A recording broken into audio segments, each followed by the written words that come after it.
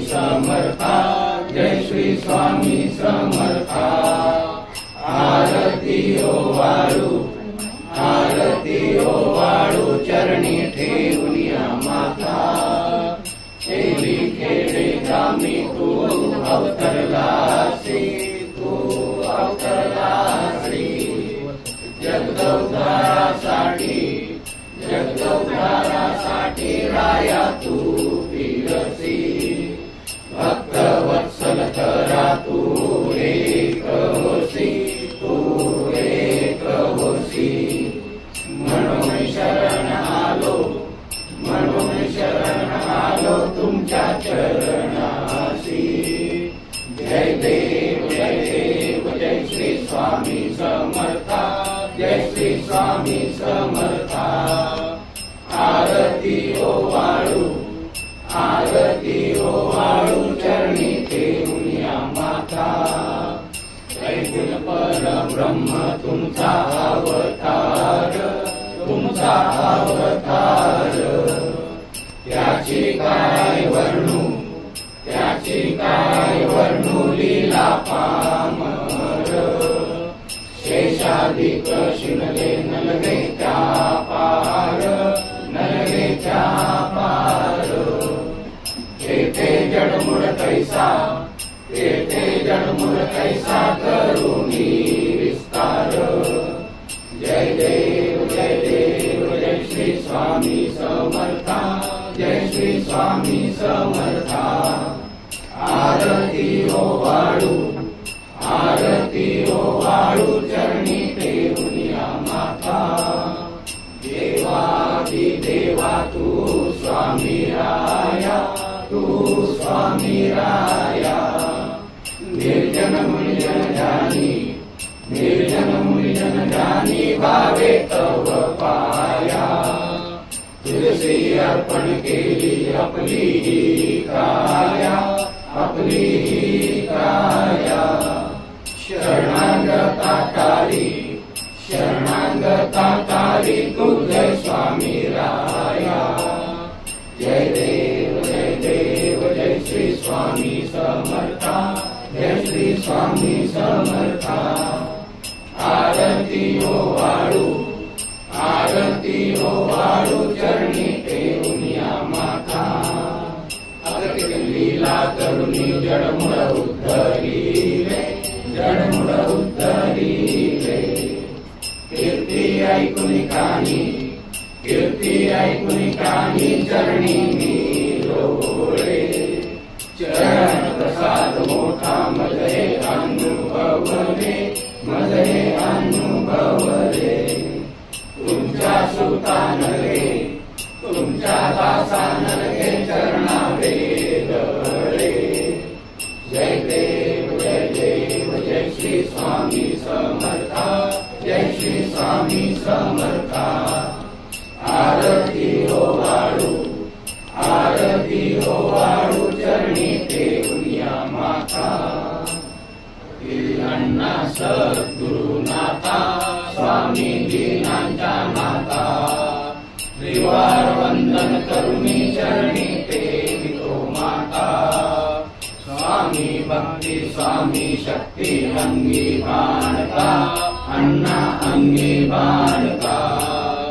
भक्त संकटी पडता, त्यास तुम्हीच तारता। ओवाळू आरती अण्णा सद्गुरुनाथा, स्वामी दीनांच्या नाथा। त्रिवार वंदन करुणी चरणी ठेवितो माता। स्वामी ध्यान, स्वामी आस, महती सांगता, अण्णा महती सांगता। वाडी वस्ती फिरुनी स्वामी गान गाता। ओवाळू आरती अण्णा सद्गुरुनाथा, स्वामी दीनांच्या नाथा। त्रिवार वंदन करुणी चरणी ठेवितो माता। स्वामी नाम करण्या मठ स्थापिता, अण्णा स्वामी मठ स्थापिता। स्वामीमय जीवन तुमचे आदर्श दाता। ओवाळू आरती अण्णा सद्गुरुनाथा स्वामी दीनांच्या नाथा त्रिवार वंदन करुणी चरणी ठेवितो माथा। श्री स्वामी समर्थ। मी श्री श्री सद्गुरू दादा महाराज वंदनीय सौ ताई माऊली मंदिराचे संस्थापक सदस्य श्री प्रदीपजी देशपांडे यांना व्यासपीठावर मी आमंत्रित करतो। आपण त्यांच्या टाळ्यांच्या गजरात स्वागत करूया। त्याचबरोबर खडकी केंद्राच्या प्रमुख सौ कांचनताई हरिहर इथं उपस्थित आहेत, त्यांचंही आपण टाळ्यांच्या गजरात स्वागत करूया। श्री स्वामी समर्थ। आज सोमवार दिनांक 6 मे 2024 चैत्र वैद्य कृष्ण पक्षातली आज त्रयोदशी।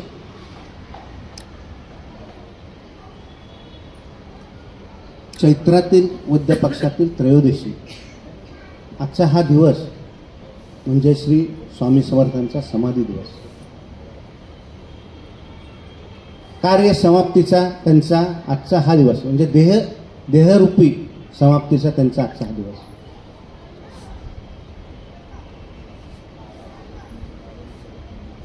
त्यानिमित्त मंदिरामध्ये सकाळपासून श्री स्वामी समर्थ चरित्र सारामृत ही पोथी, या पोथीचं पारायण इथं मंदिरामध्ये सकाळपासून करत होते। जेव्हा मी इथं मंदिरात आलो तर त्यावेळेस मंदिरातील आमचे ज्येष्ठ सेवेकरी, ज्येष्ठ स्वामी भक्त श्री नांगरे साहेब, सौ शोभाताई नांगरे, त्याचबरोबर सौ भारतीताई जोशी ह्या ठिकाणी पारायण करताना मला दिसले। तर बाकीचे भक्तसुद्धा पारायण करत होते इथं। त्यांची नावं तर मला काही माहीत नाहीत, पण पारायण त्यांनी केलं इथं। आजचा दिवस असा हा सुरुवात झाला आणि आज स्वामींच्याकडे पाहिलं, त्याचबरोबर अण्णांच्या फोटोकडे पाहिलं। आज एकंदरीतच मंदिरामध्ये आतमध्ये गाभाऱ्यामध्ये मोगऱ्यांच्या फुलांच्या माळा आहेत। सुवास सगळीकडे दरवळायला लागलाय। स्वामींना मोगऱ्यांनी नटवलेलं आहे, म्हणजे अलंकार पूजा, मोगऱ्याची अलंकार पूजा म्हणतात त्याला, हा शब्द आहे। स्वामी त्यामध्ये आहेत। आल्हाददायक वातावरण आहे। रांगोळी काढलेल्या आहे सगळं, सर्वत्र गुलाबाच्या पाकळ्या, मोगऱ्यांची फुलं आणि एकंदरीत सर्व सुशोभीकरण जे केलेलं आहे। कुठल्याही स्वामी भक्तांची नावं सांगायची नाही असं सगळेजण म्हटले। आता काय कोणाचीच मी नावं घेत नाहीत। वैशालीताई नाही, रागिणीताई नाही, त्यानंतर खरे काकू नाही, शोभा काकू नाही, गौरीताई नाही, कोणाची नावं घ्यायची नाहीत। परेश इकडे तिकडे धावपळ करतात, त्यांची नावं नाही घ्यायची। परेश कोणीही हे सतत धावपळ करत असतात। पोरे साहेब तिकडनं सगळं फुळे घेऊन आलेत, त्यांनी तर मला बजावलंच होतं। पोरे साहेबांनी अजिबात बोलायचं नाही। ती सगळी स्वामी सेवा आहे, त्यामुळे सगळेजण मनाने करतात सगळेजण।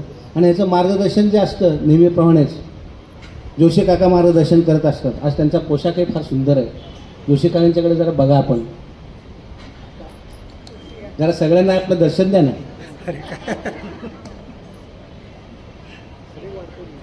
हां, तर त्यांचं मार्गदर्शन असतंच आणि ते जे बोलतात ते त्यांचे वदवते कोण जर आहेत तर इथे श्री सद्गुरू दादा महाराज आणि सौ ताई माऊली यांच्या मार्गदर्शनाखाली, जोशींच्या इन्स्ट्रक्शन खाली तर हे सर्व नटलेलं आहे। सगळं मंदिर सजलेलं आहे। आपण सगळेजण आज दर्शन घ्या जवळून, बघा आज कसं वाटतंय, इतकं सुंदर वाटतंय. आरती सुंदर झाली. आरती म्हटल्यानंतर आज आरती कोण करणार हा एक मोठा विषय होता. आजची आरती आज घबाडे कोणाचं आहे, अचानक नाव कोण आहे, म्हणजे उत्कंठा ही प्रत्येकाला होती. आणि सद्गुरूंनी तिथून दुरूनच त्यांनी पाहिलं. युवा सेवेकरी आमचे दोन, चिरंजीव रुद्रेश देवपूजे आणि चिरंजीव समर्थ चव्हाण, सतत सेवेचा ध्यास कसा असतो तर त्यांच्याकडे पाहिल्यानंतर कळतं. सेवा कशी करायची ती त्यांच्याकडे पाहिल्यानंतर कळते. स्वयंशिस्त कशी असावी हे त्यांच्यामध्ये आहे. आणि कुठेही मोठेपणा नाही, कुठेही पुढे हात नाही.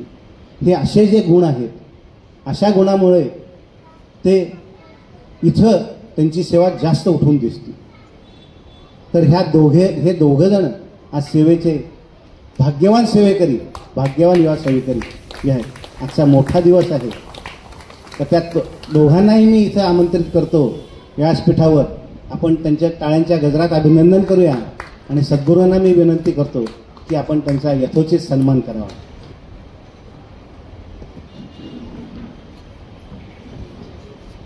माझ्याकडे श्री स्वामी समर्थ महाराज की जय. श्री स्वामी समर्थ. श्री स्वामींचं अस्तित्व, श्री स्वामींचे कृपाशीर्वाद, परमपूज्य अण्णा आणि सद्गुरूंचे आशीर्वाद, ताई माऊलींची प्रेमळ सावली आणि हे सर्व इथं प्राप्त होत असताना इथं MPSC आणि UPSC परीक्षेसाठी काही विद्यार्थी येतात, पुण्यामध्ये येतात, परीक्षा द्यासाठी येतात. आणि आपलं हे मंदिर हे त्यांच्यासाठी मोठं श्रद्धास्थान बनतं.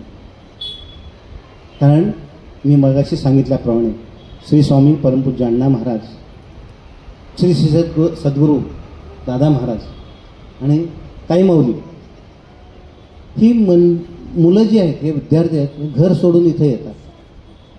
मग त्यांना ह्या मंदिरामध्ये असं प्रेम मिळतं, असं वातावरण मिळतं, अशी प्रसन्नता मिळते की ते इथनं जाऊ शकत नाही. आणि जेव्हा जातात इथून ते यश संपादन करूनच जातात. असाच आमचा चिरंजीव रुद्रेश देवपूजे, आज त्याला आरतीचा मान मिळाला, सन्मान मिळाला सद्गुरूंचा. तर मी रुद्रेशला इथं आमंत्रित करतो आणि त्याला सांगतो, जरा इथं तुझं मनोगत व्यक्त कर. श्री स्वामी समर्थ. श्री स्वामी समर्थ. मी रुद्रेश देवपूजे, राहणार नांदेड. आलो इथं ॲक्च्युली आता बोलायचं झालं तर मी शाळेतच भाषणं करायचो, पण आज पहिल्यांदा खूप वर्षानंतर बोलतो आहे. आणि जेव्हा भाषणं करायचं तेव्हा खिशात चिठ्ठी असायचीच आणि अडकलो तर मला कोणीतरी सांगायचंच. पण आज इथं कुणी नाही सांगणार का तर त्यांच्याबद्दलच बोलायचं आहे मला. हां, खरं तर दादाचं दा आणि ताईचं ता शब्द तयार होतो दाता.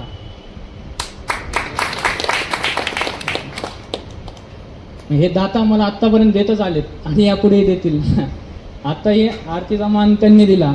खरं तर माझं ते एक स्वप्न होतं की आपण इथून यश घेऊन जाऊ, तेव्हा आपण महाप्रसादासाठी काहीतरी म्हणजे मान मिळेल. पण आज त्यांनी स्वतःहून दिला न मागता.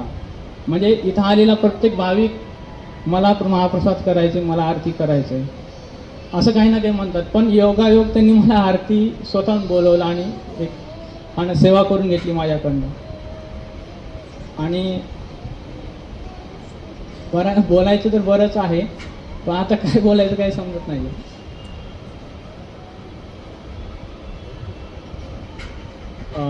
ठीक आहे. श्री स्वामी समर्थ. श्री स्वामी समर्थ. श्री स्वामी समर्थ. मगाशी कार्यसेवेसाठी गेलेले श्री समर्थ आणि चिरंजीव समर्थ मला आता समोर दिसतोय. मी समर्थला इथं पुन्हा व्यासपीठावर आमंत्रित करतो आणि सद्गुरूंना विनंती करतो की त्याचा यशोचित सन्मान करावा. श्री स्वामी समर्थ.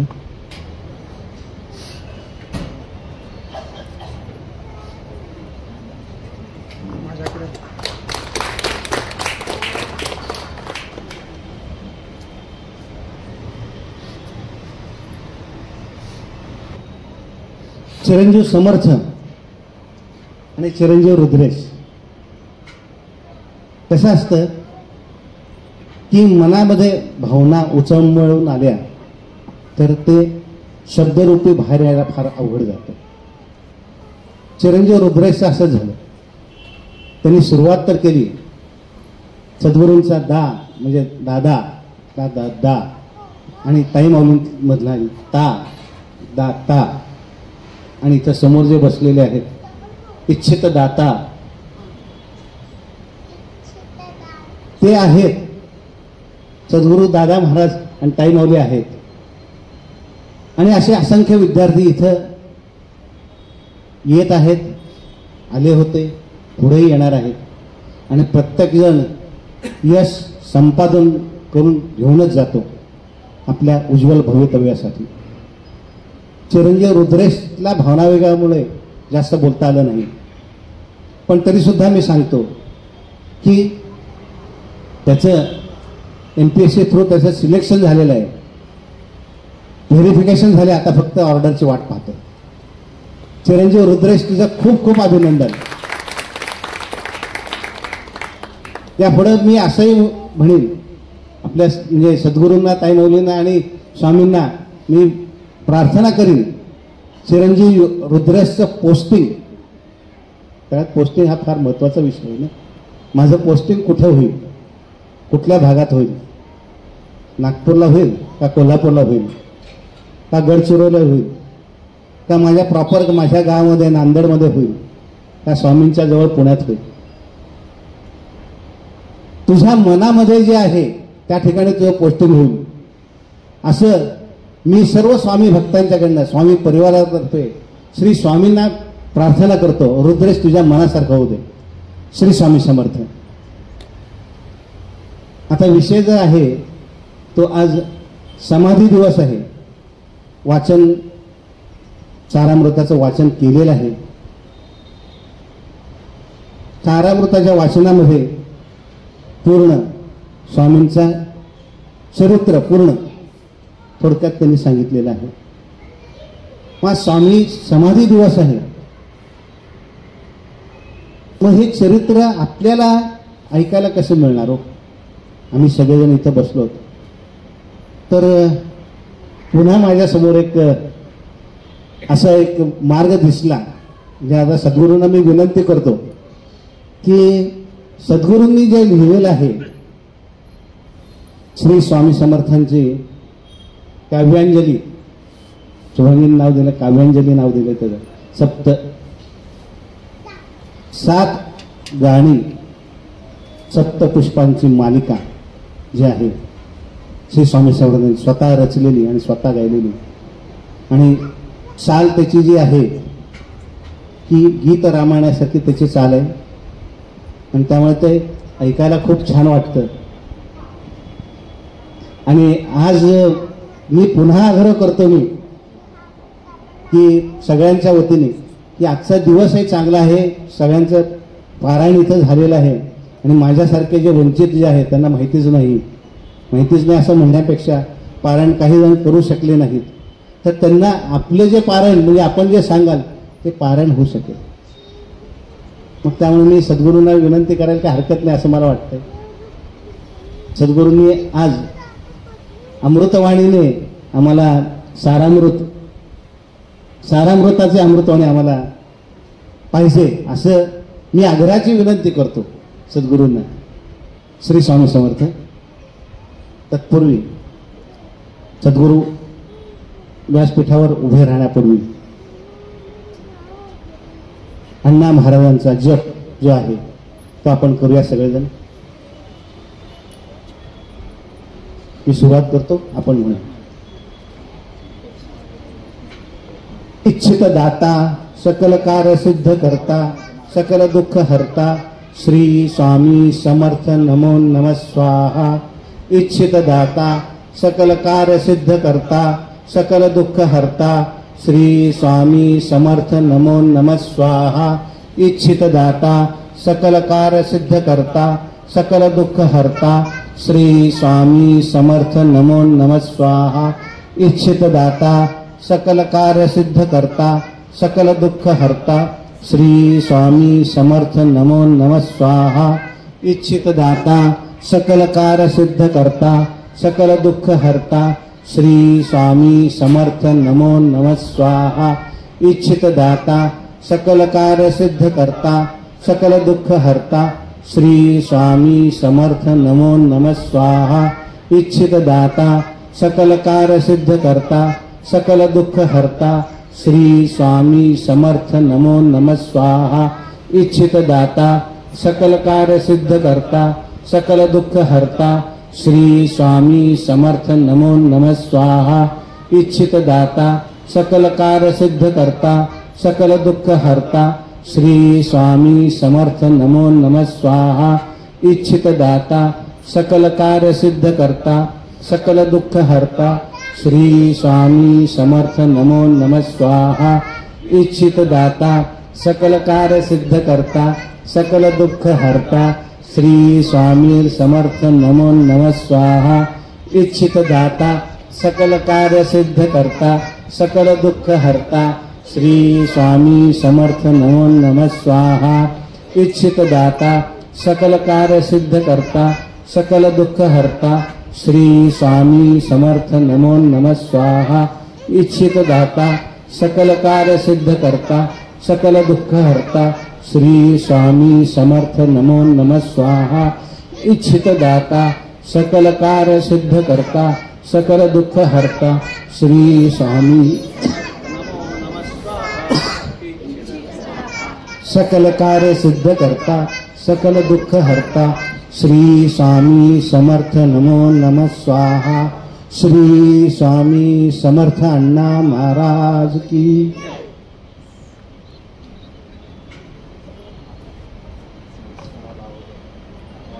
श्री सद्गुरू आणि अमृतवाणी. श्री स्वामी समर्थ. गायन सेवा म्हणलं की जसं आल्हाड साहेब म्हणतात की स्वामींच्या जवळ जायचा मार्ग गायन सेवा आहे आणि तो करायचं भाग्य मिळतं इथे. एकदा हा कार्यक्रम सलग व्हावा असं मलाही वाटत होतं की एक सलग जर का आपण ती गाणी सादर केली तर तो जो एक प्रभाव राहतो त्या गाण्यांचा किंवा त्या गाण्यामधनं जी आपल्याला माहिती मिळते त्याचा तो प्रभाव चांगल्या पद्धतीने आणखीन मांडता येईल. परत एक संधी प्रत्येक वेळेला काहीतरी त्याच्यामध्ये सुधारणा करता येईल आपल्याला आणि चांगल्या प्रकारे आणखीन सादर करू शकू असं वाटत होतं. त्याप्रमाणे आपण शिवापूरला पण तो एक प्रयत्न केला आणि आता इथे आणखीन एक प्रयत्न की जी गाणी लिहिली गेली श्री स्वामीचरित्र सारामृत 21 अध्यायाची ती पोथी त्या पोथीच्या आधारे ती गाणी लिहिली गेली आणि त्याला आधार आपलं जे सुप्रसिद्ध महाकाव्य जे आहे गदिमान्य आणि बाबूजींनी जे तयार केलेलं की गीत रामायण त्याला गाण्यांचा आधार घेऊन ती सुरुवात केली आणि त्याच्यामागे कल्पना अशी की आपण जेव्हा महाराज असताना समजा अक्कलकोटला सगळे आपण बसलेलो आहोत सगळे असेच वटवृष मंदिर त्या काळातलं आत्ताचं नाही त्या काळामध्ये भरपूर मोकळी जागा होती. मोठ्या पारावर त्या स्वामींची गादी अशी मांडलेली तक्क्या त्यांना महाराज बसलेले आहेत तिथं. आपण सगळे तिथे त्या काळात म्हणजे त्या काळात आपण सगळे आणि 100% आपण त्याला एकत्र होतो म्हणून आता या जन्मामध्ये आपण सगळे परत एकत्र आलेलो. त्या काळामध्ये आपण नक्कीच कुठेतरी स्वामींची सेवेकरी किंवा त्या मार्गामध्ये आपण तिथे असू म्हणून ह्या जन्मामध्ये आपल्याला परत स्वामींनी एकत्र सगळ्यांना आणून इथे बांधून ठेवलेलं ते. तेव्हा आता प्रत्यक्ष महाराज बसलेले आहेत शेजारी त्यांच्या चरणांपाशी अण्णा बसलेले आहेत आणि आपण सगळे बसून समजा नामस्मरण तिथे सोहळा सुरू आहे आणि मग कोणीतरी समजा सांगत असेल आपल्यापैकी एखादा भक्त उभा राहून की काहीतरी स्वामींच्या विषयी सांगा स्वामींच्या विषयी काहीतरी सादर करा असं म्हणल्यानंतर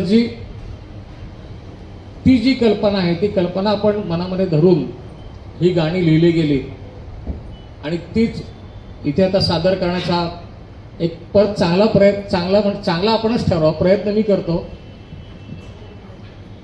ही अमृतवाणी आहे, लक्षात ठेवा सगळ्यांनी की अवतार हे कधी होतात की जेव्हा अधर्माचा नाश करण्याकरता भगवंत अवतार कधी घेतो की असत्याचा की अधर्माचा नाश करण्याकरता अवतार घेतो आणि तो अवतार घेण्याकरता देहरूप धारण करावं लागतं. ते जसं विष्णूंनी दशावतार जे त्याच्यामध्ये आहे की प्रभू रामचंद्र किंवा प्रभू श्रीकृष्ण किंवा परशुराम यांचा जो अवतार होते ते देहरूपी अवतार होते. ते अवतार झाल्यानंतर त्यांच्याकडनं जे कार्य घडलं गेलं की तो अधर्माचा नाश झाला.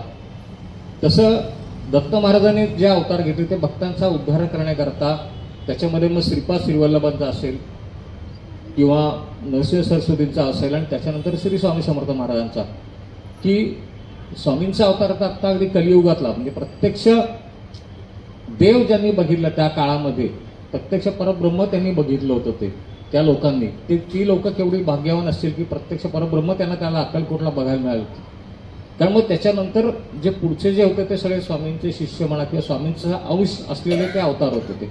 पण प्रत्यक्ष जो ब्रह्माचा किंवा परब्रह्माचा जो अवतार होता, जो विष्णूंचा अवतार होता किंवा दत्तात्रयांचा जो अवतार होता ते श्री स्वामी समर्थ महाराज. आणि आज त्यांच्याबद्दलच तिथेच बसून आपल्याला सांगायचं आहे. जसं रामायणामध्ये प्रत्यक्ष श्रीराम सिंहासनावर बसलेले आणि कुशल गाणं गातात किंवा त्यांचं जे चरित्र गात आहेत त्या पद्धतीने इथे आता सादर करतो. स्वये श्री राम प्रभु ऐकती, स्वये श्री राम प्रभु ऐकती, कुशलव रामायण गाती, कुशलव रामायण गाती. सर्व श्री स्वामी भक्त ऐकती, सर्व श्री स्वामी भक्त ऐकती, कथा श्री स्वामी चरित्राची, कथा श्री स्वामी चरित्राची. अधर्माचा नाश कराया अवतारी ते पुन्हा सदेहा, अधर्माचा नाश कराया अवतारी ते पुन्हा सदेहा. मानवरूपी जरी ते दिसती, मानवरूपी जरी ते दिसती, तेजाने परब्रह्म भासती, तेजाने परब्रह्म भासती, कथा श्री स्वामी चरित्राची, कथा श्री स्वामी चरित्राची. त्रैलोक्याचे स्वामी म्हणती, ब्रह्मा विष्णू शिवा पूजिती, त्रैलोक्याचे स्वामी म्हणती, ब्रह्मा विष्णू शिवा पूजिती. त्रिगुणात्मक तो दत्त एकची, त्रिगुणात्मक तो दत्त एकची. म्हणून सर्व देव मानिती, म्हणून सर्व देव मानिती, कथा श्री स्वामी चरित्राची, कथा श्री स्वामी चरित्राची. श्रीपाद वल्लभ झाले प्रथम, पिठापुरी ते घेती जन्म. श्रीपाद वल्लभ झाले प्रथम, पिठापुरी ते घेती जन्म. द्वितीय लीला गाणगापुरीती, द्वितीय लीला गाणगापुरीती. नामे नरसिंह सरस्वती, नामे नरसिंह सरस्वती, कथा श्री स्वामी चरित्राची, कथा श्री स्वामी चरित्राची. गाणगापूरला नरसिंह सरस्वती स्वामींचा जो अवतार झाला, तो अवतारा समाप्तीनंतर म्हणजे महाराज त्या भीमा अमरजा संगमामध्ये ज्या फुलांच्या आसनावरती बसून पलीकडे कर्दळी वनामध्ये गेले आणि प्रासादिक 4 फुलं त्यांची जी परत आली त्याच्यातनं अवतार तिथे तो संपला. देह म्हणलं की तो अवतार संपवायला लागतोच. तो अवतार समाप्तीनंतर जवळजवळ 300 वर्षानंतर त्याच कर्दळी वनामध्ये स्वामी प्रगट झाले. त्या कर्दळी वनामध्ये एक तर भरपूर जंगल घनदाट, त्याच्यामध्ये जवळ 8 ते 10 फूट उंच अशी वारुळ होती. अतिशय विषारी नाग, विषारी सर्प त्या वारुळात राहायचे ते. पण काही वेळेला असं होतं की आपल्या जीवावर उदार होऊन काही लाकूड तोडे त्या लाकडात त्या जंगलामध्ये जायचे लाकडं तोडण्याकरता. आणि अशा एका लाकूड तोडाच्याचं नाव उद्धव असतं. त्याची कुऱ्हाड एका त्या वारुळावरती पडती चुकून आणि एकदम एक रक्ताची चिळकांडी उडती. त्याबरोबर तो घाबरतो एकदम, हे काय झालं म्हणून तो झाडावरनं खाली उतरतो. तो उतरल्याबरोबर ते वारुळ दुभंगतं, एकदम कडाडकन असा आवाज होतो, जसे 2 तुकडे झाल्यासारखं. आणि एक भव्य तेजस्वी मूर्ती त्याच्यात त्याला ती दिसते. ते तेज इतकं असतं की तो ते बघू शकत नाही त्याच्याकडं. हे काय म्हणतो, हे कोण आहेत महाराज? बघतो तर त्यांच्या डाव्या मांडीवरनं रक्त येत असतं. बहुतेक आता हे बाबा मला शिळशाप काहीतरी देणार म्हणतात. तो घाबरतो, थरथर कापायला लागतो. पण महाराज त्याला अभय देतात की तू घाबरू नको, तू हे फक्त निमित्त आहे. माझं जे प्रगटीकरण आहे त्याच्यासाठी तू निमित्त झालेलं आहेस फक्त. त्याला ते अभय देतात, त्याला आशीर्वाद देतात. आणि तिथून जे निघतात ते संपूर्ण त्यांना आता भारत भ्रमण करायचं असतं. रामेश्वरापासून हिमाचलापर्यंत ते जातात. त्याच्यामध्ये बंगालला कालीचं दर्शन घेतात, मथुरेत श्रीकृष्णाचं घेतात, रामेश्वरला रामाचं दर्शन घेतात, काशीला विश्वेश्वराचं दर्शन घेतात. आणि मग फिरत फिरत महाराज अक्कलकोटमध्ये येतात. तो प्रकटीकरणाचा जो सोहळा आहे तो सोहळा असा आहे. चैत्र मास त्यात शुद्ध द्वितीया ही तिथी, सर्पयुक्त वारुळे ती कर्दळी बनी, घाव कुऱ्हाडीचा पडता रक्त उडाले. स्वामी प्रकटले हो तिथे, स्वामी प्रकटले, स्वामी प्रकटले हो तिथे, स्वामी प्रकटले, स्वामी प्रकटले हो तिथे, स्वामी प्रकटले.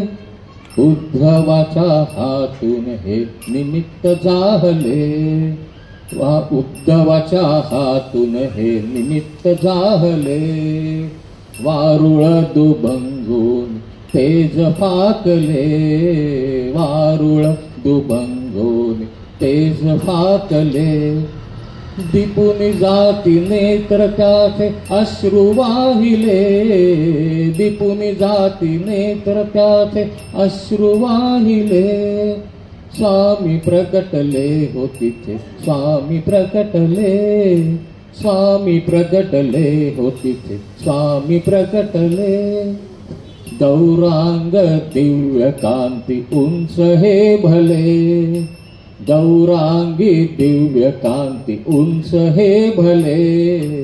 भेदक नजरे मधुनी प्रेम पाझरे, भेदक नजरे मधुनी प्रेम पाझरे. कस्तुरी केशर गंध भाळी लाविले, कस्तुरी केशर गंध भाळी लाविले. स्वामी प्रगटले हो तिथे, स्वामी प्रगटले, स्वामी प्रगटले हो तिथे, स्वामी प्रगटले. अभय देऊनी उद्धवा त्वरे निघाले, अभय देऊनी उद्धवा त्वरे निघाले. बंगाली काली आणि विश्वेश्वर काशी, बंगाली काली आणि विश्वेश्वर काशी, मथुरा मगरामेश्वरी राम रंगले, मथुरा मगरामेश्वरी राम रंगले, स्वामी प्रगटले हो तिथे, स्वामी प्रगटले, स्वामी प्रगटले हो तिथे, स्वामी प्रगटले, स्वामी प्रगटले हो तिथे, स्वामी प्रगटले. तिथून जे महाराज निघाले संपूर्ण भारत भ्रमण करत, जी शक्तिस्थानं जी आहेत तिथे सगळीकडे महाराज गेले. पंढरपूरला गेले, आता मी सांगितलं असं बंगालला गेले, कालीचं दर्शन सगळीकडे, गाणगापूर सगळीकडे जात जात जात सोलापूर पर्यंत आले. सोलापूरला राहिल्यानंतर काही दिवस तिथे राहिले, काही महिने तिथे राहिले. तिथून परत मंगळवेढ्याला गेले, तिथून मोहोळला आले. असं करत करत ते अक्कलकोटमध्ये आले. आणि अक्कलकोटला एकदम प्रवेश नाही त्यांनी केला. अक्कलकोटच्या वेशीच्या बाहेर जो खंडोबाचं मंदिर आहे तिथे महाराज तिथे बसलेले होते. आणि एक यवन म्हणजे एक मुसलमान तिथून चालला होता आणि त्यांनी बघितलं हा कोणतरी बाबा बसलाय, पहिल्यांदाच बघितलं त्यांनी. त्यांनी विचारलं क्यों महाराज चिलीम पिये क्या, आणि रिकामी चिलीम स्वामींना दिली. आता त्या चिलमीमध्ये स्वामींनी त्यांना अग्नी प्रज्वलित करून त्यातनं तो धूर काढून दाखवल्यावर तो घाबरला एकदम. महाराज तिथे कमरेवर हात ठेवून उभे राहिले त्याच्या समोर. इतकं तेज बघितल्यानंतर त्याला ते काय बघवेना चेहऱ्याकडं. त्यांनी त्या गावामध्ये एक चोळप्पा नावाचा एक जण राहत होता तो ब्राह्मण, की तो अशा लोकांची सोय करायचा म्हणतो. त्यांच्याकडे गेला. चोळप्पांना म्हटला की चोळप्पा महाराज आप चलिए उधर, एक कोई तो महाराज आए उधर, आप उनको अपने घर लेके आइए. चोळप्पा जाऊन बघतो. एक दिव्य रूप बघितल्यानंतर म्हणजे आपण जरी आपण बघितलं तर स्वामींच्याकडे बघा ना, बघितल्यानंतर एक क्षणभर आपण आपलं पण देहभान हरपून जातं. प्रत्यक्ष महाराजांना बघितल्यानंतर चोळप्पा पण देहभान हरपला. महाराजांनी त्याला आठवण करून दिली की तुझं माझं नातं काय आहे, तू माझा मुलगा आहे, 7 जन्मापासून नातं आहे आपलं, तुझ्या घरी मला यायचंय. चोळप्पा त्याला घरी घेऊन आले. आणि मग अक्कलकोटची ती ख्याती व्हावी. जसं गाणगापूरच्या राजांनी नरसिंह सरस्वती स्वामींना पण विनंती केली की तुम्ही इथे राहा, आम्हाला तुमची सेवा करू देत. त्याच्यामुळे गाणगापूरचं नाव जगप्रसिद्ध झालं. तसं अक्कलकोटला महाराजांना तो जो राजा होता त्याने सांगितलं, एकदा असाच तो दरबारात बसले असताना त्याला कळलं की कोणीतरी महाराज आलेले आहेत, चोळप्पाच्या घरी राहिलेत आणि ते परब्रह्म आहेत, ते भगवान आहेत. मग तो म्हणतो ते जर का असेल तर माझ्या दरबारात आत्ता यायला पाहिजे. एवढी इच्छा म्हणायचा अवकाश धाडकन त्याच्या दरबारात समोर महाराज उभे राहिले. त्याबरोबर त्यांनी ते सिंहासन सोडलं, उतरून तो स्वामींच्या चरणी आला. त्यांनी लोटांगण घातलं. महाराजांना हाताला धरून त्यांनी सिंहासनात नेऊन बसवलं, पाद्यपूजा केली त्यांची आणि विनंती केली की आता तुम्ही आलात तर अक्कलकोटमध्येच राहा. अक्कलकोटच्या सगळ्या लोकांना, सगळ्या ह्या आमच्यासारख्या सगळ्या भक्तांना तुमची सेवा करायची संधी मिळावी. आणि मग महाराजांनी पण ते कबूल केलं. म्हणून महाराज तिथे अक्कलकोटला राहिले. पण मग अक्कलकोटचं जर का अगदी विचार केला तर ते कुठं आहे की एका बाजूला तुळजापूर आहे जिथं प्रत्यक्ष भवानी माता सज्ज आहे, आपली जी महाराष्ट्राची कुलस्वामिनी ती. एका बाजूला पंढरपूर आहे, आपल्या महाराष्ट्राचं लाडकं दैवत जे आहे विठोबा ते आहे. एका बाजूला गाणगापूर आहे जिथं प्रत्यक्ष दत्त महाराजांचा वास आहे, श्री गुरूंचा म्हणजे श्री नरसिंह सरस्वती स्वामींचा. तिथे अजूनही ते निर्गुण रूपात तिथे वास्तव्याला आहेत. अशा सगळ्या भौगोलिक परिस्थितीमध्ये अक्कलकोटला येऊन राहायचं तिथे. त्याच्या मागे काहीतरी कारण असेल महाराजांचं, हे सगळ्या शक्ती मिळून तिथे कार्यरत होणार असतील अक्कलकोटमध्ये. अशाने ते अक्कलकोटची त्यांनी निवड केली होती. मग त्याच्याकरता असं झालं की आकाशाशी जडले नाते, धरणी मातेचे स्वयंवर झाले सीतेचे, स्वयंवर झाले सीतेचे, स्वयंवर झाले सीतेचे, स्वयंवर झाले सीतेचे. आसे तू हिमाचल फिरूनी दिदले दर्शन चरणांचे, स्वामी आले धिपुरात, स्वामी झाले धिपुरीचे, स्वामी आले धिपुरात, स्वामी झाले धिपुरीचे. वेशी पाशी खंडोबाशी येऊन ते बसले, यवन देता चिलीम रिकामी अग्नीने भरले, बेशी बाशी खंडोबाशी येऊन ते बसले, यवन देता चिलीम रिकामी अग्नीने भरले, उभे ठाकले हात कटीवर तेज सूर्याचे, उभे ठाकले हात कटीवर तेज सूर्याचे, स्वामी आले धिपुरात, स्वामी झाले धिपुरीचे, स्वामी आले धिपुरात, स्वामी झाले धिपुरीचे, चोळाप्पाचे भाग्य उदेले घरी स्वामी आले, पिता पुत्राचे नाते सांगून आनंदी केले, चोळाप्पाचे भाग्य उदेले घरी स्वामी आले, पिता पुत्राचे नाते सांगून आनंदी केले, लोका हे वाटू लागे बघून भाग्य त्याचे, लोका हे वाटू लागे बघून भाग्य त्याचे, स्वामी आले धिपुरात, स्वामी झाले धिपुरीचे, स्वामी आले धिपुरात, स्वामी झाले धिपुरीचे, मालोजी नृप करीती स्वागत पाद्य पूजनाने, स्वामी उद्धरिती त्यास कृपा आशिषाने, मालोजी नृप करीती स्वागत पाद्य पूजनाने, स्वामी उद्धरिती त्यास कृपा आशिषाने, द्रव्य लोभहीन सती त्यास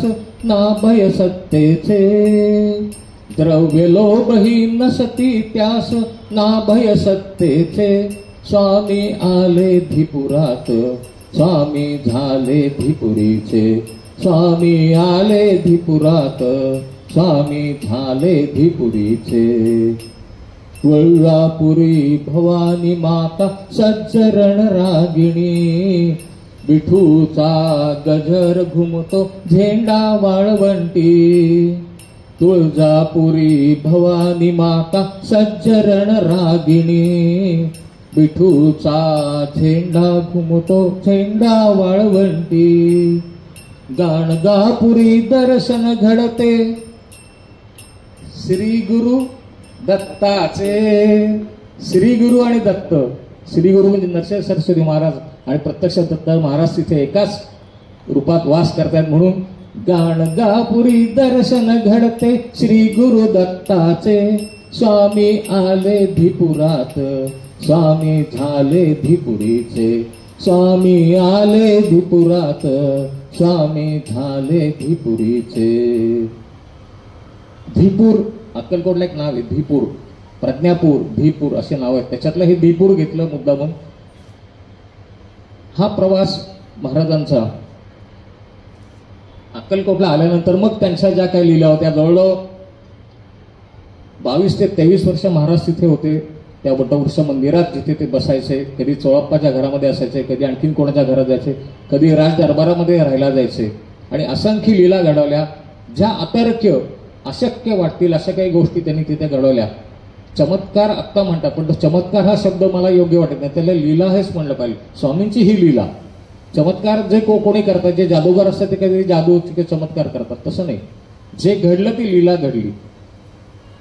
कोणतीही गोष्ट करायला ते समर्थ होते, म्हणून श्री स्वामी समर्थ होते ते.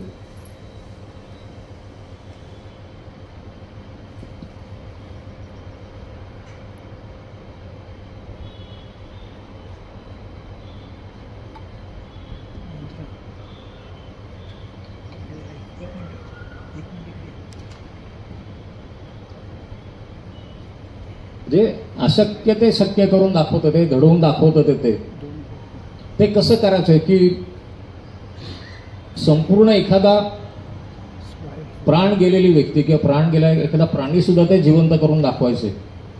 एकदा राजवाड्यामध्ये बसले असताना झोपाळ्यावरती खूप आनंदात असे ते झुलत बसले होते आणि इथं एक ब्राह्मण पुजारी तिथला चंदन उगाळत होता साहणेवरती आणि उंदीर असा त्या बिळातनं बाहेर यायचा, इकडे तिकडे फिरायचा, परत आतमध्ये जायचा.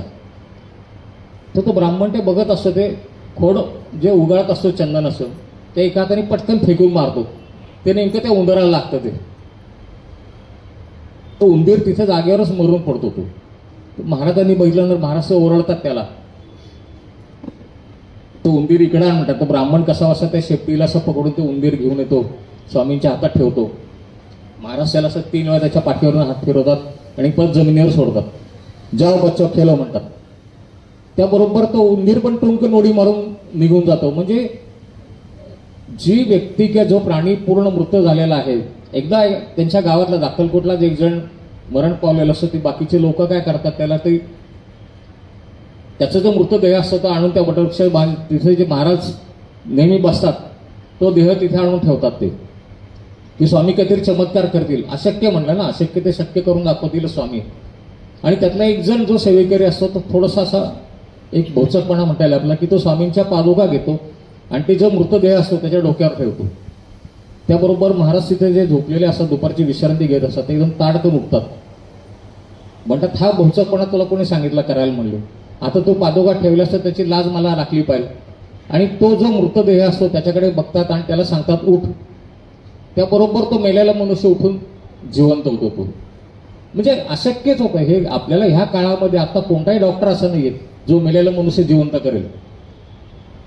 कुठलाही डॉक्टर नाही, कुठलाही महाराज असं कोणीही असं करू शकणार नाही की जी व्यक्ती गेलेली त्याला जिवंत करून दाखवेल.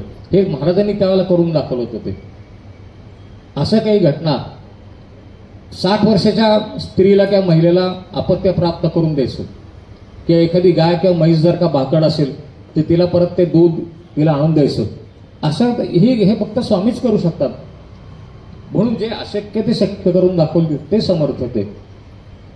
मग असं काय काय त्याने केलं होतं की ज्येष्ठ तुझा पुत्र मला देई दशरथा, ज्येष्ठ तुझा पुत्र मला देई दशरथा, यज्ञ रक्षणास योग्य तोची सर्वथा, यज्ञ रक्षणास योग्य तोची सर्वथा, अशक्य ते शक्य करुनी दावी समर्थ, अशक्य ते शक्य करुनी दावी समर्थ, ब्रह्मांड सारे त्यांच्या विश्वरूपात, ब्रह्मांड सारे त्यांच्या विश्वरूपात, अशक्य ते शक्य करुनी दावी समर्थ, मूषक देती त्रास त्यास मारिती विप्र, मूषक देती त्रास त्यास मारिती विप्र, रागे भरी विप्रास मूषक केला जिवंत, रागे भरी विप्रास मूषक केला जिवंत, अशक्य ते शक्य करुनी दावी समर्थ, भाकड गाईस केले पुन्हा दुग्धवत, भाकड गाईस केले पुन्हा दुग्धवत, वृद्धेस पुत्रवती देऊनी तो सुपुत्र, वृद्धेस पुत्रवती देऊनी तो सुपुत्र, अशक्य ते शक्य करुनी दावी समर्थ, अशक्य ते शक्य करुनी दावी समर्थ, कोळ्याची नौका बुडे सागरी तुफानात, कोळ्याची नौका बुडे सागरी तुफानात, उचलून घेती वर भिजले दोन्ही हस्त, उचलून घेती वर भिजले दोन्ही हस्त, अशक्य ते शक्य करुनी दावी समर्थ, अशक्य ते शक्य करुनी दावी समर्थ, बाळाप्पा भक्त थोर विष दिधले कानोल्यात, बाळाप्पा भक्त थोर विष दिधले कानोल्यात, बाहेर पडले तैसे सांडे सवे रक्त, बाहेर पडले तैसे सांडे सवे रक्त, अशक्य ते शक्य करुनी दावी समर्थ, अशक्य ते शक्य करुनी दावी समर्थ, ब्रह्मांड सारे त्यांच्या विश्वरूपात, ब्रह्मांड सारे त्यांच्या विश्वरूपात, अशक्य ते शक्य करुनी दावी समर्थ. इतकं सगळं करत असताना अक्कलकोटचं नाव जर का जगभर गाजलं नसतं तरच नवल. आणि अक्कलकोटमध्ये काय होतं की जिथं बघावं तिथं स्वामींचाच जय जयकार चाललेला आहे. आपल्या पोथीमध्ये पण उल्लेख आहे बघा, स्वामीनाम गर्जती वाचे, कीर्तन स्वामी चरित्राचे, पूजन स्वामी चरणांचे, आराध्य दैवत स्वामीचं, जे काय असेल ते स्वामी सगळीकडे कुठे बघा तिकडे स्वामींचंच चाललेलं आहे. मंदिरामधनं कीर्तन चालली स्वामींच्या नावाची, भजनामध्ये स्वामींचा उल्लेख होतोय, जे कुठे असेल तिथे स्वामीच. अक्कलकोटची जी लोक होती तिथे आपलं त्यांचं नित्य दैनिक उरकली की जाऊन स्वामींचं दर्शन घ्यायचं आणि मग एरवीच्या कामाला सुरुवात करायची. आणि ती बाल सेवेकरांपासून जायची लोक सगळी. तिथं अक्कलकोटला जसं नाव त्यांचं अक्कलकोटमध्ये जसं जगभर होत गेलं तशी लांब लांबून लोक यायला लागली. त्याच्यामध्ये बऱ्याचशा प्रकारची लोक होती. स्वामींची परीक्षा घेणारे होते, स्वामींचे दर्शन करता येणार होते, साधू संत होते, नाथपंथी होते, जे कोणी येतील अक्कलकोटला आलं आणि महाराजांना बघितलं की म्हणायचे नाही नाही हा भूवरी स्वर्ग जो काय आहे तर हे इथेच आहे. हे अक्कलकोट म्हणजे हे भूवरचं स्वर्ग, म्हणजे जमिनीवर जर का काही स्वर्ग असेल, जे काय वैकुंठ असेल ते इथेच आहे म्हणायचे. ते त्याच्या गीतबद्ध असं त्यामध्ये असं केलं की सरयू तीरावरी अयोध्या मनु निर्मित नगरी, अयोध्या मनु निर्मित नगरी. स्वामी कृपेने पावन झाली अक्कलकोट नगरी, दश दिशा स्वामी नाम गजरी, दश दिशा स्वामी नाम गजरी. त्या नगरीच्या नरनारी आणि बालके अज्ञानी असती तरी स्वामी दर्शने नित्य येतसी, स्वामी दर्शने नित्य येतसी. विनम्र सेवा करी दश दिशा स्वामी नाम गजरी, दश दिशा स्वामी नाम गजरी. घराघरातून जप हा स्वामी कीर्तनाचा आशय स्वामी, घराघरातून जप हा स्वामी कीर्तनाचा आशय स्वामी. भजनामधुनी स्वामी रंगती, भजनामधुनी स्वामी रंगती. टाळ मृदुंगावरी दश दिशा स्वामी नाम गजरी, दश दिशा स्वामी नाम गजरी. चरण धुळीती लावणी भाळी, रूप बघावे डोळे भरुनी. कोणा भासे राम कोण चक्रधारी, स्वामी नाम गर्जे ही पुरी. दश दिशा स्वामी नाम गजरी, दश दिशा स्वामी नाम गजरी. साधू संत नाथ पंथी मुनी आचार्य आणि महर्षी, साधू संत नाथ पंथी मुनी आचार्य आणि महर्षी. सर्वजण तरी एक मानिती, सर्वजण तरी एक मानिती. स्वर्ग हा भूवरी दश दिशा स्वामी नाम गजरी, दश दिशा स्वामी नाम गजरी, दश दिशा स्वामी नाम गजरी. हा जवळजवळ 22 वर्षाचा कालावधी अक्कलकोटमध्ये गेल्यानंतर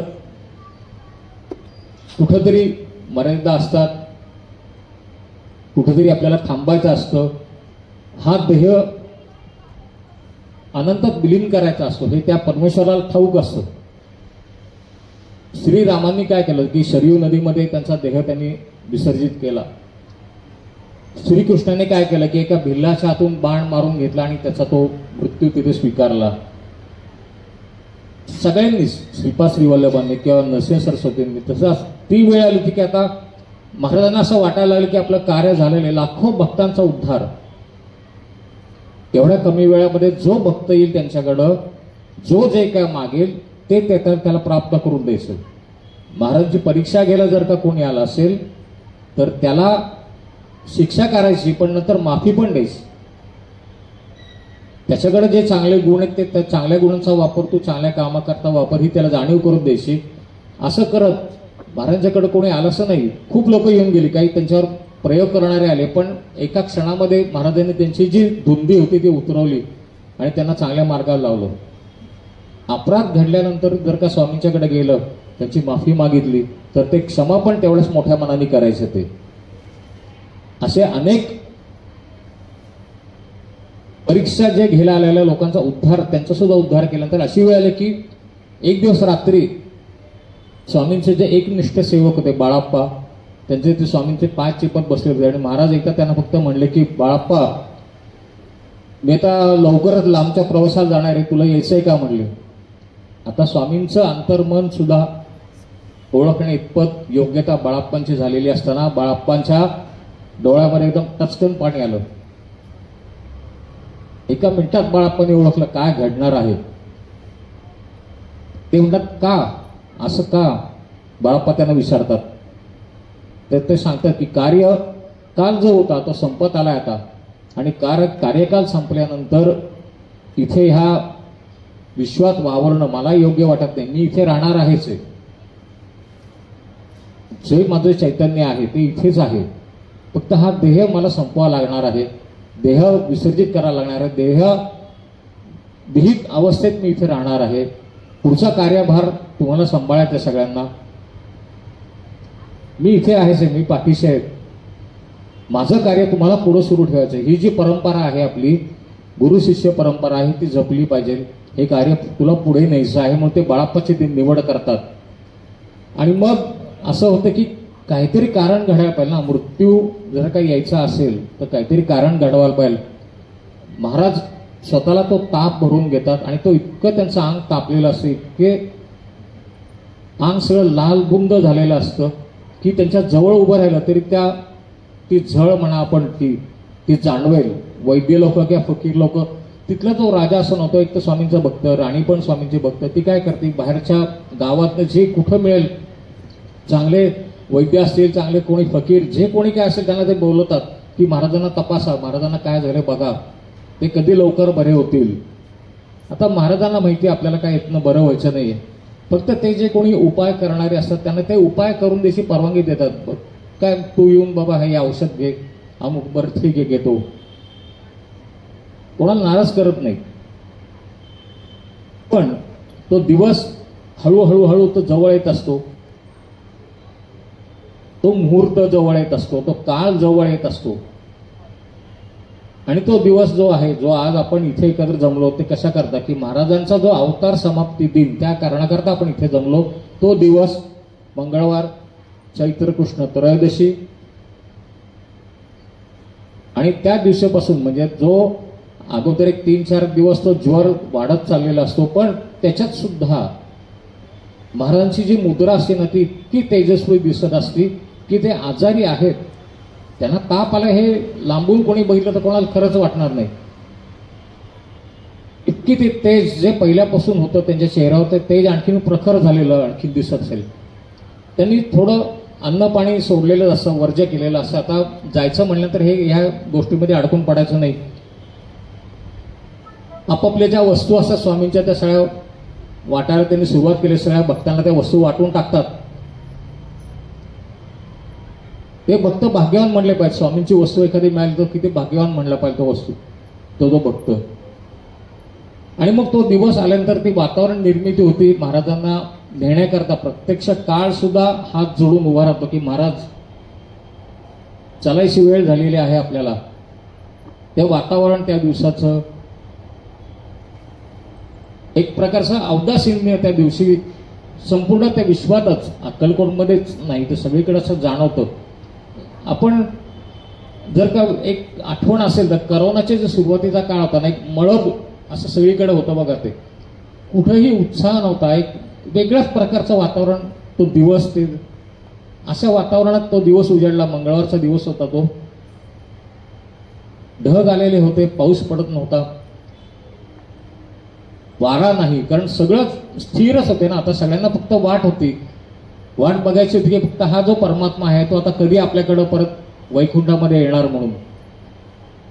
पण पृथ्वीवरची जी लोक होती त्यांना तो दिवस म्हणजे धक्का होता ना, की आता हा इतके दिवसाचा, इतके वर्षाचा सहवास आता सोडून जाणार. महाराजांनी जरी सांगितलं की मी गेलो तरी मी इथेच आहे म्हणून, पण ती एक भौतिक आधार असो. आपल्या घरातली व्यक्ती बघा, आई वडील जरी आजारी असले, जरी काही असलं तरी ते एक आधार असतो. आणि ते गेल्यानंतर त्याच्या जागी परत दुसरं कोणी येऊ शकत नाही तिथे. ही जी गोष्ट आहे ना, ही जी घटना ना, मृत्यू ही जी घटना आहे, ती घटना अशी की त्याचा भर कुठे आपल्याला भरून येऊ शकत नाही, असा तो एक आघात असतो. तो आघात त्या दिवशी सगळ्या स्वामी भक्तांच्यावरती तो होणार होता. आणि अक्षरशः म्हणजे त्या आपली माणसं म्हणजे जे सेवेकरी पुरुष महिला ते तर ठीक आहे, पण प्राणी सुद्धा असे अस्वस्थ होते. त्यांची जी आवडीची गाय होती ना, ती विचित्र पद्धतीने ओरडत होती. आणि त्या प्राण्यांना बरोबर समजतं अगोदरच. बघा, मृत्यू कोणाचा होणार असेल ना, आपल्या आजूबाजूची बघा, काही कुत्री म्हणा किंवा असे ते प्राणी विचित्र ओरडत असतात. ते झाडं बिडं सगळं शांत एकदम. आणि मग तो जो काळ होता, तो जो मुहूर्त त्याला म्हणता येईल, महाराज जाणार, हा सुद्धा एक मुहूर्तच आहे. हा मुहूर्त तो गाठल्यानंतर मग जो काही हल्ल कल्लोळ तिथे झाला, त्याला काही विचारायची सोय नाही. तो गीतबद्ध अशा पद्धतीने तो झाला की दैव जात दुःखे भरता दोष ना कुणाचा, पराधीन आहे जगती पुत्र मानवाचा, दोष ना कुणाचा. देव झाला मानव रूप राजा वैकुंठीचा, अवतार सोहळा संपला ब्रह्मानायकाचा, परब्रह्माचा.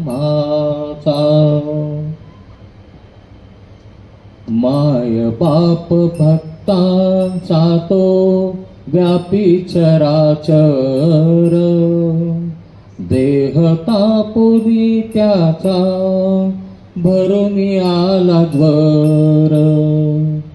वैद्य फकीरांना न होय निदान या ज्वराचा, अवतार सोहळा संपला ब्रह्मानायकाचा,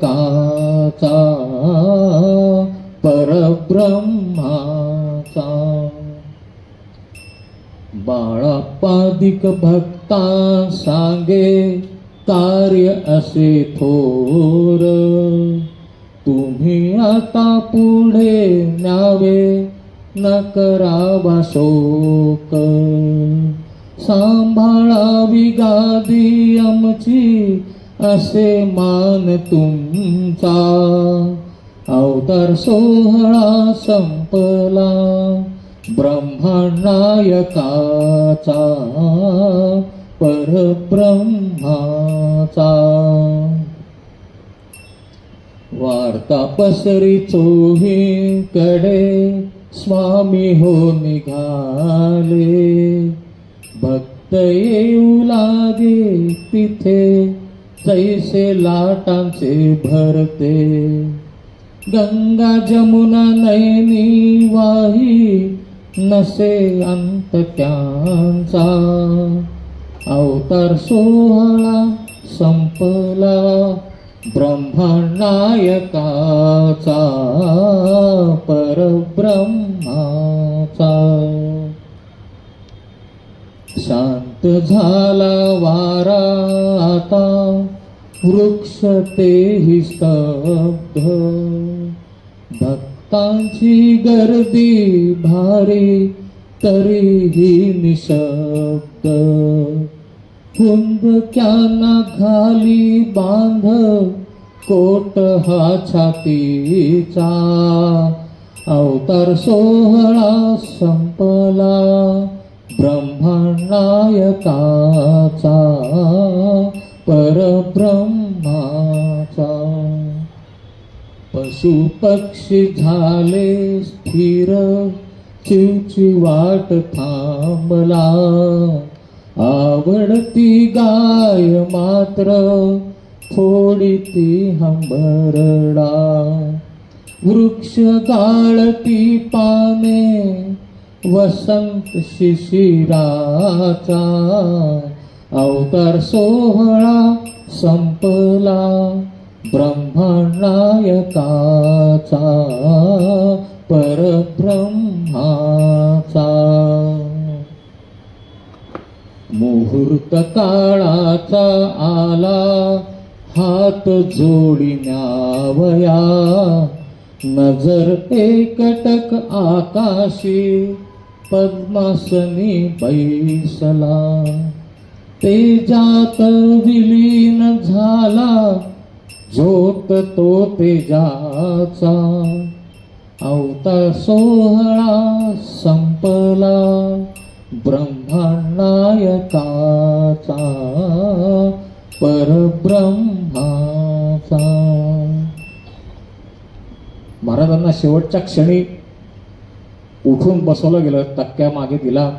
महाराज पद्मासनामध्ये बसले, नजर आपल्या स्वग्रही म्हणजे एकटक आकाशामध्ये बघितलं आणि एका क्षणात थोडीशी मान फक्त त्यांनी कल्पी केली. त्यावेळेला त्यांच्या तोंडून असे साबुदाण्यासारखे 3 दाणे बाहेर पडले आणि आकाशाच्या दिशेने ते मार्गस्थ झाले. जे आपण म्हणतो की ब्रह्मा विष्णू महेश ह्या तिन्ही देवांचा जो अवतार होता, तो अवतार त्या क्षणी संपला. तो जो हल्लक कळलो ज्या उडाला, महिला वर्ग तर कसा आपण महिला वर्ग बघितलं असं की ओक्साबोक्षी रडू शकतो, पुरुष वर्ग जो होता त्यांना असं झालं की रडायचं तर आपले हुंके आवरायचे, आतल्या ते दुसमुसत असं असतात. पुरुष लोक बघा असे मोकळे कधी होत नाहीत. त्यांचा जो दुःख असेल, त्यांचा जो रडण्याची जी असते ती होत नाही कधी क्रिया अशी मोकळेपणाने, आतल्या असते दुमसत असतात ते, तसं सगळं होत होतं. काय करायचं काय नाही, 1 तास याच्यामध्येच गेला, कोणालाच ते सुचत नव्हतं. आणि अशाला स्वामींना आता त्यांनी नेलं तर पाहिजे. स्वामींच्या अगोदर चोळप्पा महाराजांनी काय केलं होतं, एका जागी चोळप्पा महाराजांच्या वाड्यामध्ये समाधी असेल, त्यांची इच्छा होती म्हणून ती समाधी करून ठेवली होती. वटवर्ष मंदिर ते समाधी स्थान स्वामींना न्यायला पाहिजे तिथपर्यंत. मग पुढची सगळी सूत्र बाळाप्पांनी हलवले की मग भराभरा छोटंसं पालखी वजा विमान, त्याला असं तो आकार दिला, केळीच्या खुंट बांबू वगैरे लावून असं तयार केलं. महाराजांच्या अंगाला चंदन लेपन हिना अत्तर भरपूर प्रमाणात लावलं गेलं. महाराजांना त्यात बसवलं गेलं. तोपर्यंत संध्याकाळ होत आली. ती संध्याकाळनंतर ते बत्तीवाली लोक वगैरे सगळी बोलवली आणि वाजत गाजत तो देह वटवृक्ष मंदिरापासून स्वामींची भजना गात. इच्छा तर कोणाचीच नव्हती, पण करायला तर पाहिजे. हे किती वेळ गेला असेल काही माहिती नाही. लोक पुढे पुढे जात होती आणि मग त्या समाधी मंदिरापाशी येऊन तिथे ते थांबले.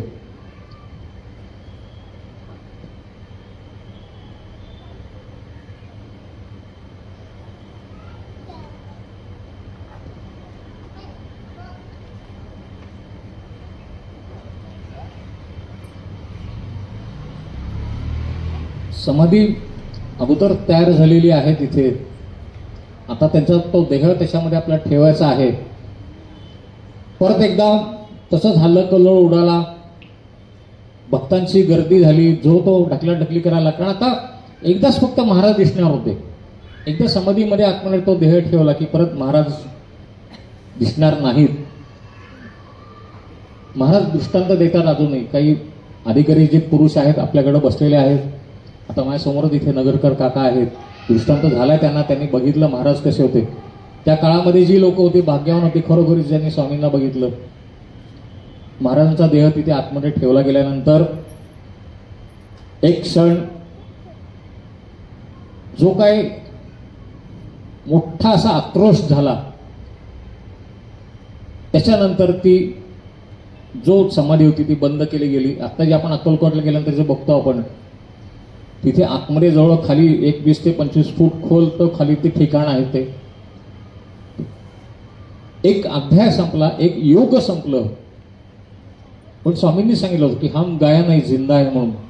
एक 15 दिवसांनी परत महाराजांनी तिथून अक्कलकोट पासून एक जवळ गाव होतं निलंगे म्हणून, त्या गावच्या पाटलांना परत सदेह दर्शन दिलं होतं. आणि हम गाया नाही जिंदा आहे हे त्यांचं जे वचन होतं ते त्यांनी खरं करून दाखवलं होतं त्यावेळेला ते.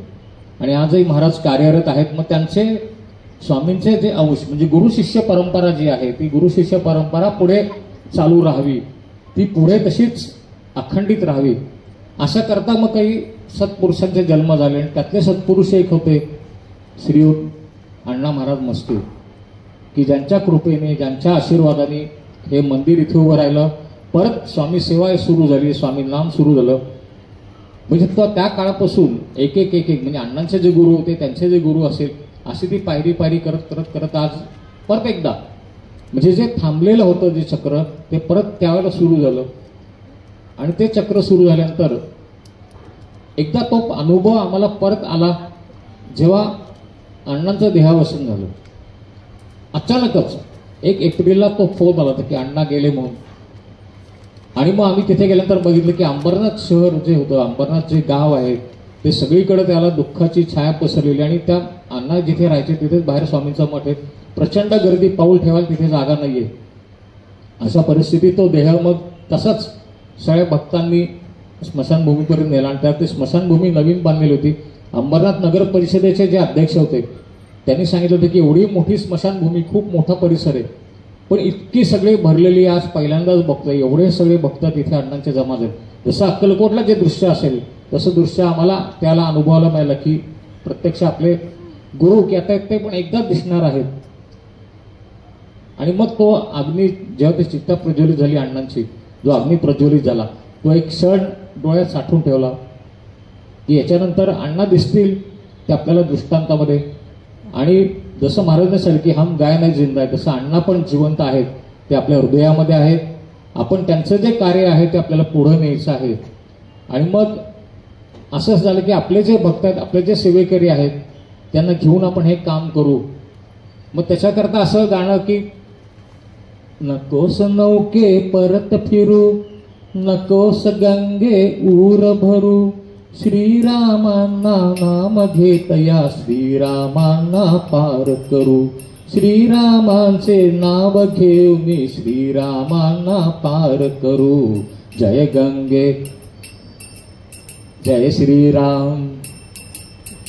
कसं जाता चला भक्त हो नाम धरू, चला भक्त हो काम करू, श्री स्वामींचे नाम घेऊन श्री स्वामींचे काम करू. श्री स्वामी समर्थ हो, जय जय स्वामी समर्थ हो, श्री स्वामी समर्थ हो, जय जय स्वामी समर्थ हो. पावन नगरी पावन लोक, स्वामी भक्त लहान थोर, पावन नगरी पावन लोक, स्वामी भक्त लहान थोर. एक विचारी जमले सारे, आरती मंडळ सुरू करू, आरती मंडळ सुरू करू, श्री स्वामींचे नाम घेऊन श्री स्वामींचे काम करू.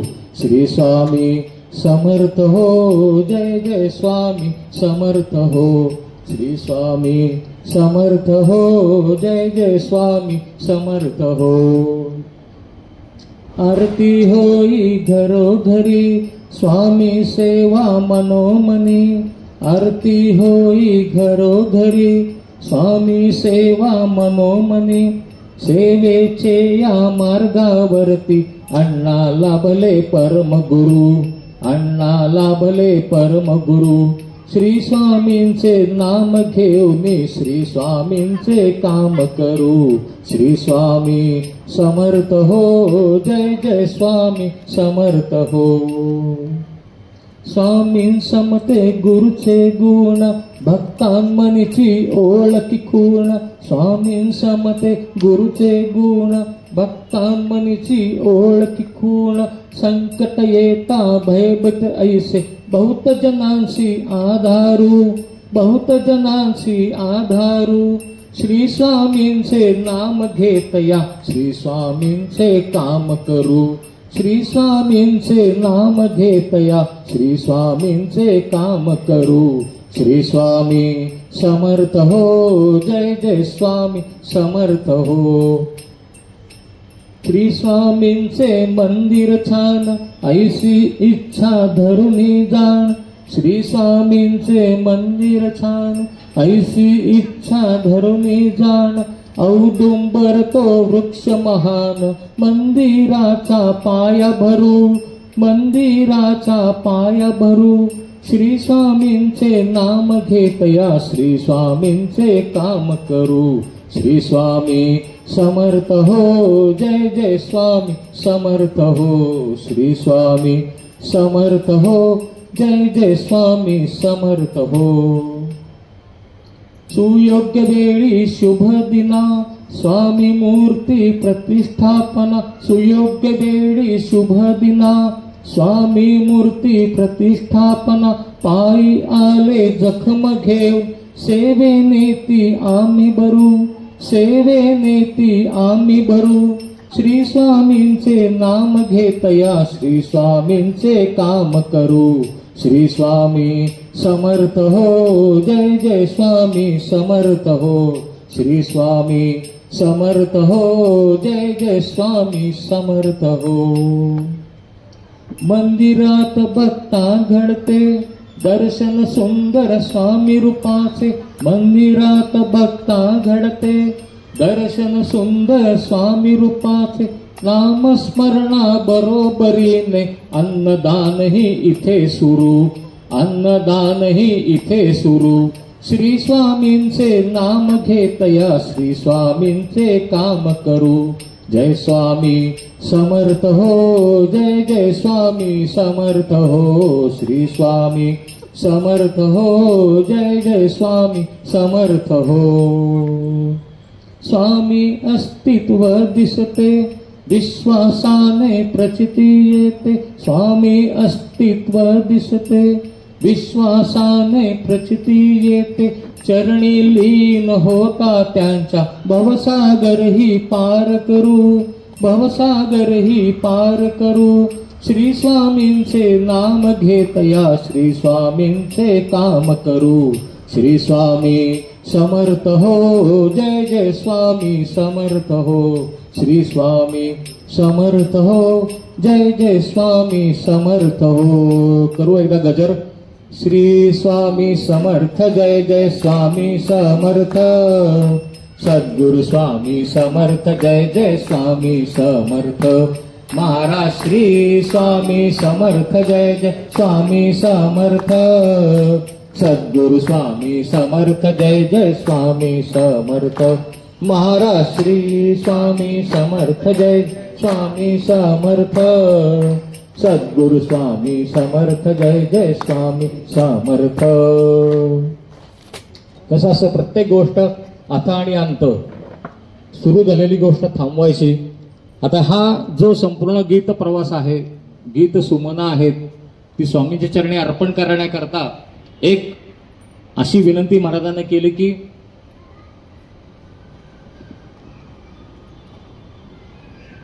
इथेच करीतो कथा सांगता, वर्णू जाता वाढे अनंता.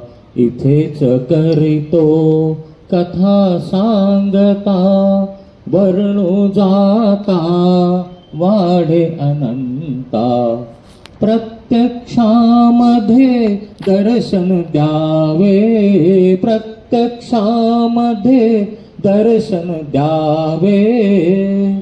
मागणे इतुकेच चरणी मागणे, इतुकेच चरणी इति श्री स्वामी चरित्राची, इति श्री स्वामी चरित्राची, इति श्री स्वामी चरित्राची। अवधूत चिंतन श्री गुरुदेव दत्त श्री स्वामी समर्थ महाराज की जय। पुढचा कार्यक्रम आपला पालखी सोहळा असणार आहे। पालखीबरोबर ज्या भक्तांना जायचं असेल त्यांनी पालखीबरोबर जायचं। त्याच्यानंतर एका रांगेमध्ये आतमध्ये आपल्याला आज जायला मिळणार आहे। स्वामींच्या चरणांना आपण चंदन उटी जी केलेली आहे ती लावायची आहे। तो योग फक्त आपल्याला वर्षातून एकदाच इथे मिळतो आपल्याला करायला। तसं ते तर सगळ्या भक्तांनी जे पालखीबरोबर जातील त्यांनी जायचं, त्यांना नंतर परत मिळणार आहेच। आपण एकदा स्वामींचा जय जयकार करू आणि मग पुढचा कार्यक्रमाला पण सगळं शांततेमध्येच घडावं, नामस्मरणामध्येच ते सगळं घडावं। जय जय श्री स्वामी समर्थ, जय जय श्री स्वामी समर्थ, जय जय श्री स्वामी समर्थ। श्री स्वामी समर्थ अण्णा महाराज की जय।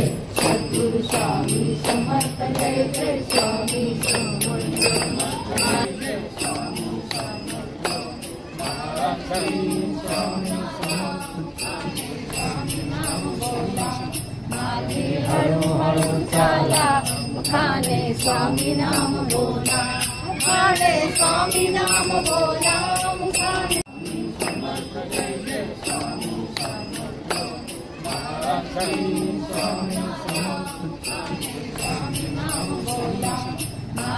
हळूहळू चाला खाने स्वामी नाम बोला, हळूहळू चाला खाने स्वामी नाम बोला, खाने स्वामी समर्थ, श्री स्वामी समर्थ, जय जय स्वामी समर्थ महाराज, श्री स्वामी समर्थ, जय जय स्वामी समर्थ, जय जय स्वामी समर्थ, श्री स्वामी समर्थ, जय जय स्वामी समर्थ महाराज।